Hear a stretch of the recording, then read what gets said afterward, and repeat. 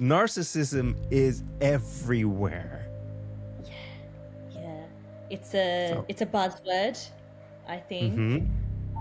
And I think the two main things people don't realize about narcissism is that number one, it's on a spectrum. So you have mild, moderate, severe, and clinical.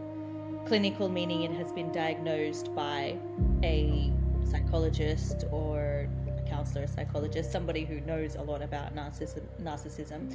But number two, there's about like 8 different forms of narcissism, and sometimes it can be very hard to decipher what type of narcissist this person is. So I deal a lot with domestic violence in my work, in my line of work, and narcissistic abuse is one of them. And a lot of women, I deal with predominantly women, women of South Asian background. Like I'm Indian, so a lot of my clients are Indian because they feel comfortable. And a lot of them will say to me, "Oh, my husband's a narcissist," and then I'm like, "Okay, wait a minute. Let's like we need to unpack this because sometimes we think it's narcissism, but it may not be. It's such a complex topic. Like, for example, just because somebody gaslights you, it doesn't mean they're a narcissist. Or just Yeah. because they're a narcissist does not mean they are going to gaslight. So yeah, there's plenty to learn about narcissism that I think more people need to have awareness of before they start labeling everybody as a narcissist. Right. And I did not realize there's really that many levels of narcissism. And like I said, it can be a buzzword, and somebody go, "Oh, he's a narcissist. She's a narcissist." But sometimes, do those people who are labeling others really know what a narcissist is, or is it just that they're labeling because they've heard that word and they're going, "Oh, I think, yeah, they're a narcissist." I've noticed that a lot of the women who do label their partners as narcissists are actually going through coercive control. So they may not. So coercive control is a form of not narcissism, form of domestic violence, where Hmm. but it encompasses different forms of domestic violence, like the isolation and the emotional abuse and the financial abuse. It's a combination of it, but it's not physical. So sometimes coercive control is very hard to pick. But because it's such a confusing form of domestic violence, I find that women don't know what it is that they're going through because it's like something feels off, but I don't know what it is. Something doesn't feel right, but I don't know what it is. I think my husband's a narcissist, or I think my partner's a narcissist, but I'm not sure. So it starts from there because they're not sure. And then they probably Googled it and were like, okay, yes, the gaslighting, okay, or the emotional manipulation, or he keeps blaming me for everything. So that must mean that he's a narcissist. But when you dig deeper, it you don't have to be a narcissist to do those things. So it's yeah, I can talk about this for days. um, but but when they Well, start doubting their own reality and their perception of reality, then I would start to say that it probably is narcissistic abuse because that's what narcissists do is really they're trying to distort your memory, distort your version of events. When it gets deeper into that, I would be like, yes, I think you are facing that. But initially, it starts with of some form of abuse, of domestic violence, mm. and then the narcissism creeps seeps into that. So here comes one of those possibly seemingly dumb questions or obvious type of things, and not to be chauvinistic, but I would, since we're talking mainly about helping women, does it sometimes get, or do women sometimes confuse their wanting to nurture, and then they wait too long, and then they maybe have that aha moment, but they've gone past that coercive control. They're into narcissism, or that partner is really controlling and stuff like that. Am I making sense with that? Yeah, yeah, yeah. I know what you mean. Like, how much have they tolerated to then finally be Hmm. like, hold on, I think I'm going through so much. I've once again I've noticed it because I deal with a lot of South Asian. I'm predominantly talking about the South Asian community, but I think maybe people in general do this too. They would. They tolerate their window of tolerance is very high. And I think sometimes maybe that stems from trauma they've faced as a child or as an adolescent, trauma that they've faced with their parents or past relationships, and their level of tolerance because of the trauma, because they've already endured so much, is actually quite high. So Mhm. in these abusive relationships, some things that feel normal, like they've continued to tolerate things that feel normal or don't feel normal for a long time. And then after a while, they're like, I'm I don't feel good in this place anymore. Like something's not right. Like they come to that. This is not normal that I can't go out with my friends, or it's not normal that I can't spend my own money. It's not normal, but it happens a bit late because um, in my culture, for example, it's very patriarchal. So it's normal for you to rely on a man to look after finances, to look after all those things. But what subconsciously happens is that they take away the freedom and autonomy of you, of your finances.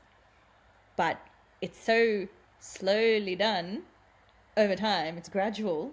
Suddenly you don't have access to your money. Suddenly you can't use it. Suddenly you can't do these things. That, yeah, over time they realize, hold on, I think I think this is not right. Sometimes it's too late because they've got kids, they're so entrapped. They don't have access to money, access to anything, and the realization hits them late. Yeah. And then they might be thinking that they're dealing with narcissistic abuse, but it's layers. It's not just that. It's coercive control. It's emotion. It's financial control. It's immigration abuse. It's so many things, and then sexual abuse is also included into that because of manipulation. A lot of women feel like they have to have sex with their partners to not go through abuse. Like if I keep them satisfied, I won't be abused. So a lot of women go through that too, and yeah, it gets very deep, very traumatic, very complex for Yeah. women in these situations. It's like a hole they can't get out of sometimes. Well, I'm also glad that you mentioned about culturally, it could be very different as well as far as that tolerance level goes, where we might Yeah. say in certain cultures on the Western side, that tolerance level, now this is just in general, might be much lower. In fact, it's so low that they are jumping the gun, so to speak. But on maybe Eastern Indian, Asian culture, and things like that, the tolerance level is so high that others will look and say, "Why didn't you realize this long ago?" Yeah. Yeah, they do. I mean, I have to say, I was one of those people at the start when I started dealing with domestic violence. In my mind, I'm like, couldn't you see that? Like, the control was there from 10 years ago. You know, for them, it was just so normal. I think Yeah. that's passed down. I think it's something they saw with their parents, maybe. Maybe the father was like that with the mom, or something they've seen, or maybe they feel that to be normal. And I think that's one of the reasons why abuse continues is it was already normalized as a child, so you don't know what's right, what's wrong, and what you're used to. So Hmm. I do think that's one of the factors contributing to why people stay and they can't recognize it. Yeah.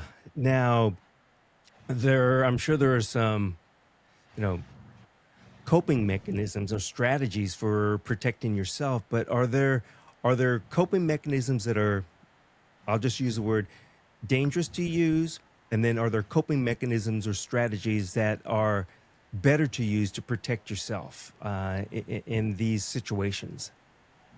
You mean to do with narcissistic abuse? Narcissism, yes, yes. Narcissism, the domestic violence, and things like that. Uh, Coping Ooh. strategies meaning don't.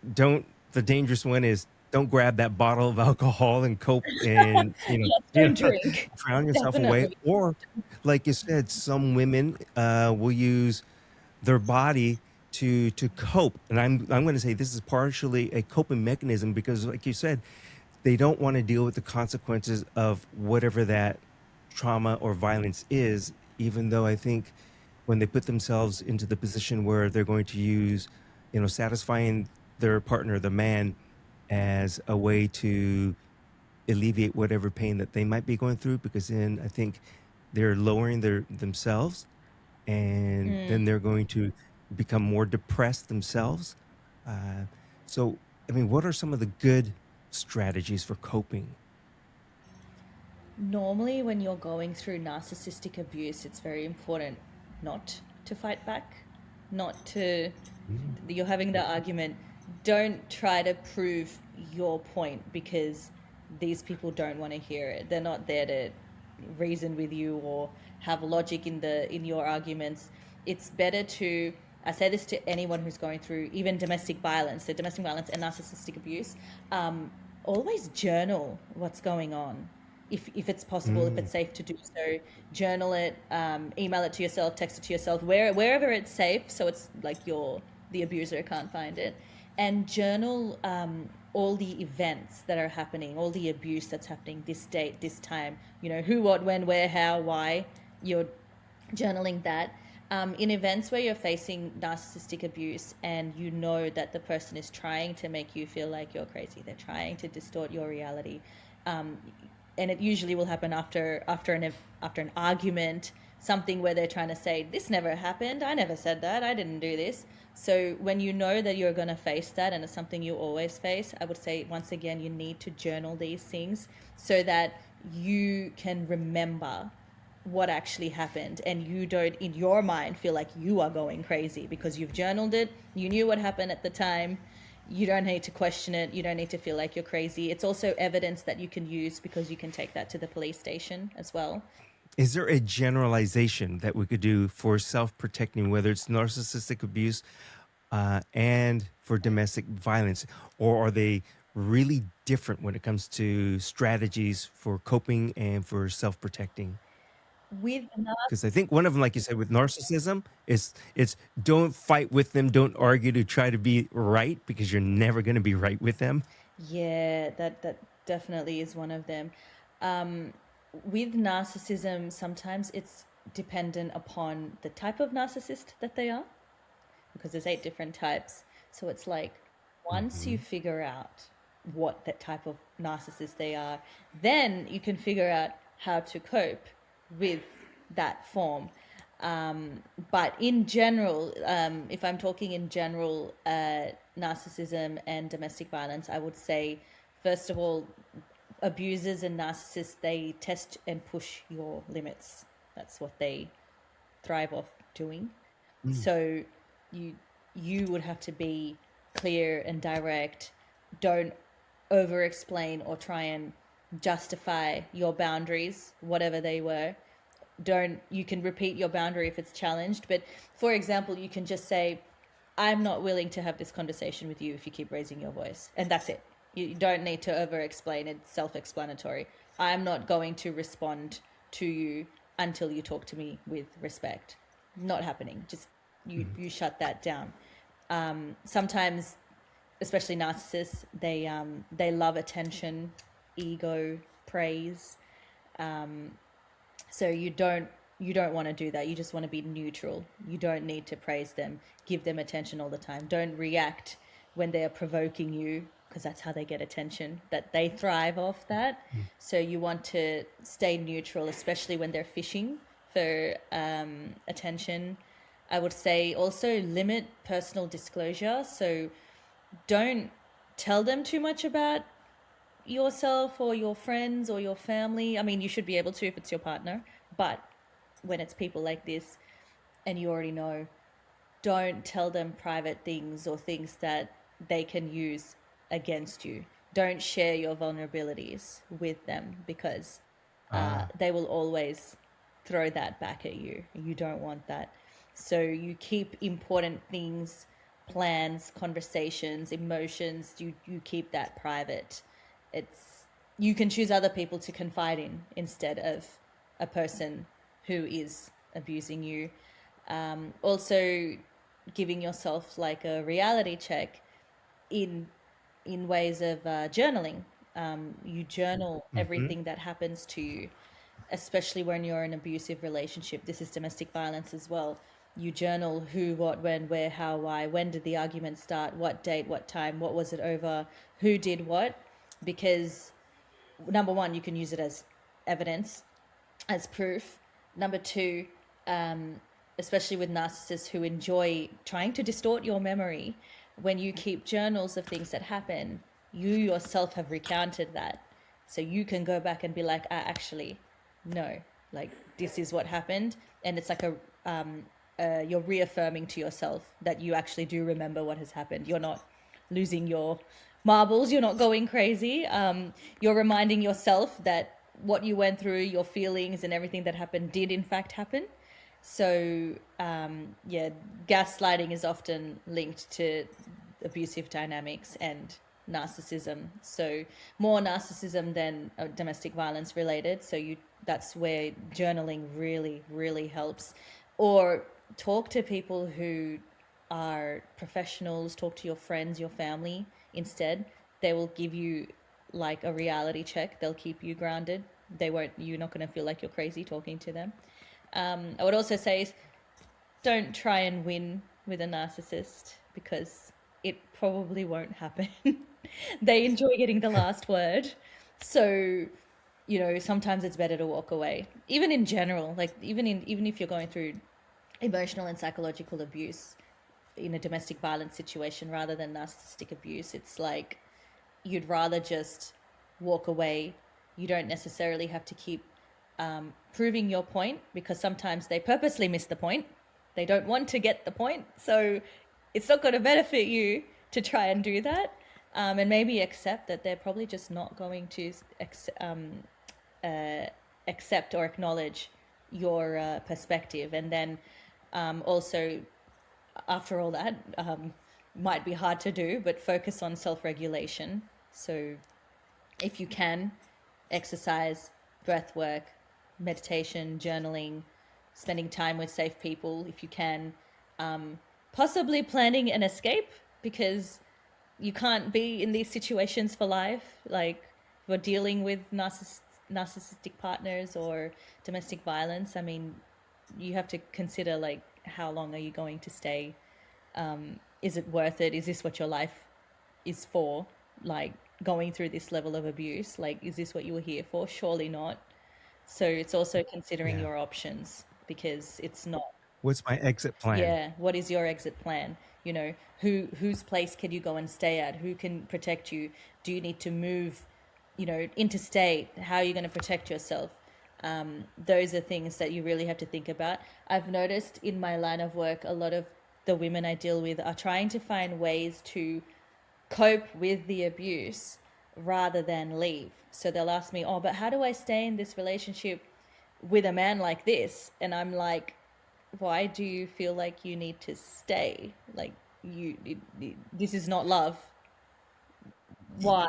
Yeah, and that was one of the questions. One of the things we talked about earlier is, women are the Yeah, nurturer, and I think a lot of women, doesn't matter what nationality or where they're from, women tend to nurture, and I can fix, or I'm going to fix, or they again, I'm not an expert, but it seems like the women feel that it's their purpose or their need to help fix that person. yeah. They spend time trying to fix it. And the thing is, when you're dealing with people who have the narcissistic tendencies, they're not going to go to therapy. Narcissists, Yeah. as much as we throw the word around, and there's so many different forms, and like I said, it's on a spectrum.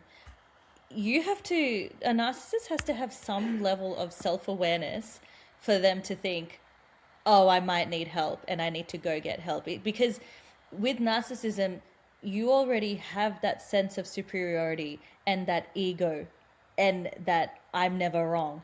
So if you go to therapy, you're almost admitting that you're wrong and that you need help. But in general, narcissists don't, they're not going to admit those things that I have an issue and I'm wrong and whatever. Then it's never to do with them. It'll always be to do with other people. So that's the reason why narcissists don't get help. So most of the time, narcissism goes undiagnosed, and it's people around them, like us, who are not narcissists, who'll sit there and like try and diagnose it. But we can to an extent, but at the end of the day, it's really when they go get that therapy and that help that they can actually be diagnosed. But like I said, the problem is that it's very rare that a narcissist will do that. So Yeah. You can't fix them. You can't change them. That's not going to happen if they don't, for any reason. Like, the world must be ending if a narcissist goes to therapy, honestly, and thinks that they're a narcissist. Right. Like, that's how I feel about it. But you know what they're dreaming, that they are the best thing in the world and they know everything. That's what they're doing. So Shal- that's why they just won't get them to get help. Like, no, that's not happening. yeah. Shalina, I want to ask you a little bit more about the journaling, because I think with that journaling, it seems like it's also therapeutic for the person that's writing it down. Not only, like you said, it can use it as a record of events that happen if something does happen and you need the record to remind you. But aside from um, being therapeutic, it also seems like that if you write things down and you're in this situation, when you go back to read it, you could read it as a third person, an outside person, and then you begin to question, well, why did that person do that? That was me. I know that I shouldn't be doing this. That person should get out, or whatever it might be. Does journaling kind of help with that? It can. I feel like journaling alone doesn't help you until you're in a therapeutic session where you take your journal to a therapist, counselor, psychologist Mm, who can help you uh, decode. Journaling is the first step. If people journal, that's great. It's an emotional release. You're getting your thoughts out of your mind onto paper. It can give you self awareness, but then you need to then have the emotional aware, the IQ to sit there and analyze everything that you've written. But sometimes people just write and they go because it's like, okay, I got it out of my head, I released it. All right, shut the book, I'm done. So it's really how you use journaling, because that's an actual tool for processing your trauma, for giving you greater awareness. Um, but I mm, think it, I think personally, I think it's something you should take to a trusted therapist who can help you. Why did you write this, or when did this happen, and gives you the prompts to analyze what you have written. It's not mm-hmm, helpful just on its own. And then when you get to that level of IQ, EQ rather, emotional intelligence, EI, whatever you call it, that's when you can then, like you said, sit there and read it yourself in third person and then be like, okay, this is, the lens, like a helicopter lens. You're from the top. You're yeah. looking, like, zooming into certain parts of it. But yes, it does. It can help reduce anxiety and stress. It can help with problem solving as well. But like I said, I personally don't think it's something you should just write and go. I think you should do more with it. All right. So here is a seemingly easy enough answer to, or question to answer, but a difficult one. When is it enough? And how do we know when enough is enough and it's time to leave? Oh, Whether it be from a narcissism or some sort of domestic abuse of violence. Because again, we talked about cultural differences. Some have, you take one step across the line, that's plenty, I'm out of here. The others, the line is a never ending line. It keeps moving. So when is it enough and how do we know? I would say that it's enough when you live in fear and panic and hypervigilance all the time.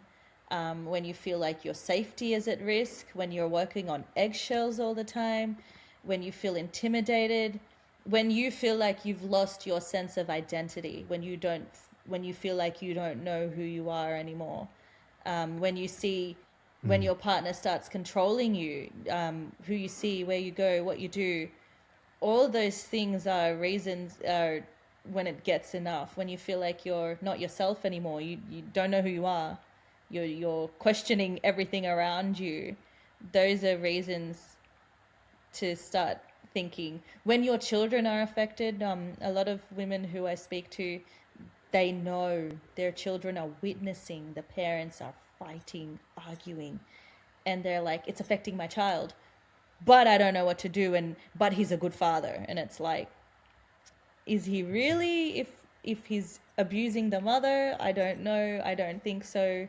So it's when you know when it's enough. But sometimes it is enough, yet people just don't have the courage to leave. Like they know they have to, and they're just like, I don't know what to do. Or money. I mean, when you're financially controlled, well, that's another reason why people are going to stay. But yes, like I said, enough is when you are just nothing makes sense anymore. You're just not happy. You can't Yeah. sleep.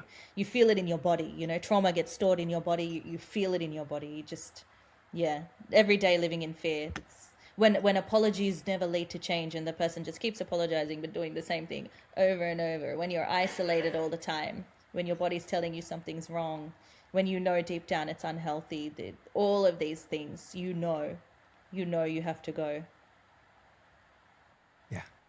For me, my wish, um, and all of this is you use the one example of, well, I'm going to stay here because we have children and he's a good father. But we have to really realize that there's a lot of things are learned behavior. So is, like you said, question, is he or is she really a good role model? Yeah, The answer is maybe not. yeah, So it's true. It's maybe not. I think sometimes people just want to sweep the pain and the trauma under the carpet, and they don't want to acknowledge what's really going on and what's there. So they feel like if I just pretend this doesn't exist, if I just go along with it, if I just learn to tolerate, then everything's going to go away, no matter what. And if I just, yeah, it's just not there, out of sight, out of mind. If I just become a doormat and do everything that I'm told, everything's going to be fine. And it's like, that's not the answer to your problem. Being a doormat is not the answer to your problem. Tolerating is not the answer to your problem. It means that there is a problem and you just don't know how to get out of it. The other thing I know, a reason yeah. why people in general don't leave, lack of knowledge of the law, especially when they've migrated from another country. So, for example, the women I deal with moved here from India. The law in India is very different. Not sure what. I'm not from India. I don't exactly know all the laws there. But in Australia, it's very different. Here, like one person can apply for a divorce. You don't need your partner's approval to get a divorce. They don't know even things like that. Or if there's immigration abuse present, they don't have their permanent residency to live here. I've been thinking about this midway through our conversation and trying to find out a way. How am I going to ask this without it sounding bad? And as you kind of mentioned, well, the laws are different there in Australia compared to here in the US. You primarily deal with East Indian women. This world is gotten much smaller, meaning that we have people in the Western culture who, and I'm going to say it, who may seek out women in other cultures who might be subservient. Is that Submissive. submissive too? Yeah. Yeah, yeah. On Um, purpose, because that's the normality. exactly. They don't. It's always a yes, yes, yes to their spouse, to their husband. Yeah.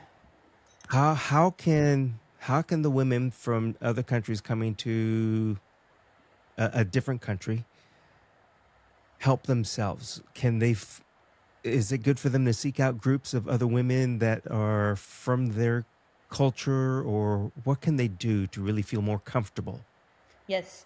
Well, Facebook is a great tool for that because when you search on Facebook for like whichever nationality you are, and like say Indian, right? So Indian women's group, you can find that, and that's where people get help. A lot of the women who find me have been on these Indian women's groups that I'm on, and I'm able to connect with them, then get them the help. So that I don't know about in your country, but here we've got women's legal services, women's support, women's like shelter, not shelters, women's centers. Mhm. So I think that if there is such thing in whichever country you live in, like a women's center. There's like an Indian women's center here. So once again, is there some sort of women's refuge center, legal center, Facebook page, community WhatsApp groups? There's a lot of I'm in a lot of Indian WhatsApp groups for Indian women in Australia, in Sydney. I'm in Sydney. So there is ways you can find. And once you, if you have the courage to talk about what you're going through, people will help you and they'll guide you. However, that being said, I have noticed some very bad advice being given to people. I bet you have. Oh, you know, that's the thing that a lot of these groups that you go into, that people may go into, and there are groups here in the States, and I'm just going to say that, but I can't really list them for legal reasons, where I don't want to get in trouble saying, oh, Chuck and his podcast said go here. So I'm not going to, but you know that there are here in the States as well. But yeah, that's the thing with these groups is you're going into a group where they are people like you, not you, Shalina, but non-experts. They're just sharing their stories. So you can't take it as the gospel, so to speak, but you Yeah. can listen to it and have conversations, and you can relate to the people and realize that you're not the only one and that you can help each other. Is that Yeah. a good way of kind of getting around that? Well, like I've noticed on a lot of these Indian women's groups that I'm in, a woman will talk about something that has happened with her and her husband. Oh, we fight, this, that, I'm going through abuse. And I've seen some women comment on it being like, oh, this is just normal. This happens all the time. Like, just pretend it doesn't happen and just live your life, just be happy, do your own thing. And I'm like, hold on. She just said she's going through abuse. Like, are you people serious right now? And yeah, so I see a lot of bad advice being like of tolerance. Just tolerate. The advice is tolerate. And that's where I'm like, no, don't tolerate this. It's not normal. That's when I come in and I'm like, okay, I need to say something here. I can't keep my mouth shut. People are giving bad advice. I need to tell them this is not normal. And then I always tell them to connect with me so then I can like help them, and then I pass them, I give them numbers of like lawyers and people who can actually help them and give them proper advice on what to do in their lives, in their situation. And that's what people should be doing. Like, don't tell people to tolerate disrespect of any kind. Yeah. This is across, it's not even gender related right now. Just in general, don't tolerate that. And if you're going through abuse, somebody who is, actually be helpful and give them numbers of maybe places and people they can contact. Like, don't sit there and just be like, oh, just tolerate. Like, that's ridiculous. You're strong. You can deal with it. It's Yeah, okay. No, it's not okay. no.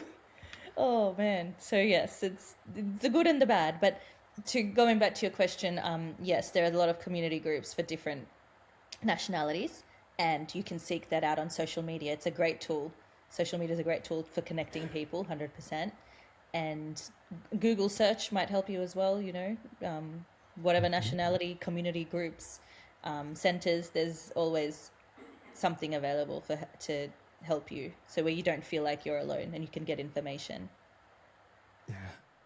Well, Shalina, is there one or two things that women can do right now to help themselves in general, as far as maybe don't put yourself or don't get into this situation? I had to correct myself because I don't want to say don't put yourself because no, that's not the right way of saying it. So, what can they do to help protect themselves? Uh, Ooh. just in general about abuse, narcissistic abuse, all of that, because so much of it is happening. And, here in the States, I'm going to say that we are at a point in period in this time where everything is so divisive, if that's a right word to use, but it Mm. divides even the couples. But then they're together, but they argue and fight, Mm. and then there's abuse. Yeah, I would say when you first get into a relationship with somebody, you really have to set and maintain clear boundaries right from the start. Those boundaries, what is acceptable, what's not. You know, in my personal opinion, I would say don't ever have joint bank accounts with somebody, because once you start doing that, you will never have your financial autonomy. Always be financially independent. This will save you from being stuck when you're trying to leave an abusive or a tricky situation. You need to stay at a motel overnight. You need to fly out of the state. Always maintain your financial independence. And if you feel like, and if your partner starts trying to control you financially, that is a red flag. You That should not be happening. Your money is your money. So I would say, and sit down and analyze what is going on in your situation. If you know in your gut something's not right, start taking action now. So that involves calling lawyers, talking about your situation, what's going on, calling up accountants, like figuring out all your finances, all your legalities, planning your escape. Keep your friends and family in the loop, who you are, who you can trust. Start by doing all those things. Build a safe network of people. So a Yeah. therapist, a counselor, because they will also have notes and write and have records. Support services and hotlines. Family or friends you can speak with openly. Build a support network. Be financially independent. Start planning your escape. Set boundaries would be. I know you said two pieces of advice, but I just went on a tangent and thought of four. Those would be my pieces of advice at the moment. And also journal, like I was saying earlier, only because that will keep you grounded and feeling sane. So that was five things, but yeah, whatever works. Um, Exactly. Whatever works. And five is better than the two that you listed out. So that's great. yeah, You know what? I don't want to speak for you, but I will speak and say that we are not saying when you get into a relationship to immediately plan that escape right this second and then have escape to get out, right? Because I yeah, think if we do that, we tend to think that it's not going to last. But just make yeah, sure that you have that in your mind about keeping yourself safe. And I yeah, do like the point that you made about having like separate accounts. And when I say that with the money, is at least for me, if I was to get in the situation, I would like to be able to have a joint account where money's put in together. That's joint. But I would suggest a woman have.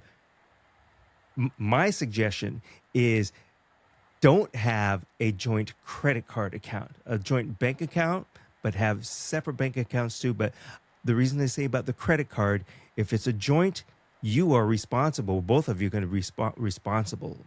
So, no, yeah. that's my 2 cents worth about money.